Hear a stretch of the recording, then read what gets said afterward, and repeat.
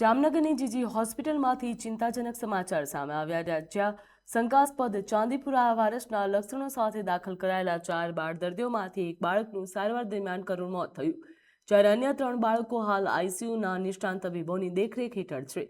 Hospital તંત્ર દ્વારા કહેવામાં આવ્યું છે કે દર્દીઓમાં ચાંદીપુરા વાયરસના રિપોર્ટ નેગેટિવ આવ્યા છે, જ્યારે કલ્યાણપુર તાલુકાના એક બાળકનો રિપોર્ટ હજુ પણ બાકી છે. ડોક્ટર સોનલ શાહના જણાવ્યા મુજબ જામનગરમાં એક બાળ દર્દીની તબિયતમાં ધીમે ધીમે સુધારો પણ નોંધાઈ રહ્યો છે.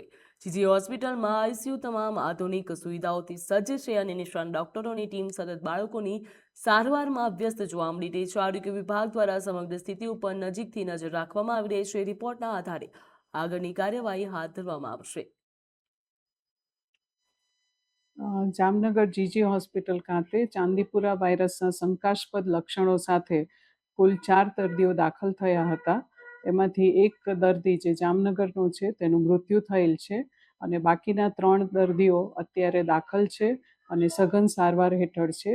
અને એમાંથી પણ 2 દર્દીઓના ચાંદીપુરા વાયરસના રિપોર્ટ નેગેટિવ આવી ગયા છે અને એક જે દર્દી જે કાલે દાખલ થયું છે, જે કલ્યાણપુર તાલુકામાંથી આવેલું છે, એનું રિપોર્ટ હજી આવ્યો નથી અને બધા 3 દર્દીઓની હાલત ગંભીર છે. એમાંથી એક દર્દી જે જામનગરનું છે તેની હાલત થોડીક હવે સુધારા પર છે અને અમે તમામ બધા પ્રયત્નો કરીએ છીએ કે દરેક બાળકને સારામાં સારી સારવાર મળે.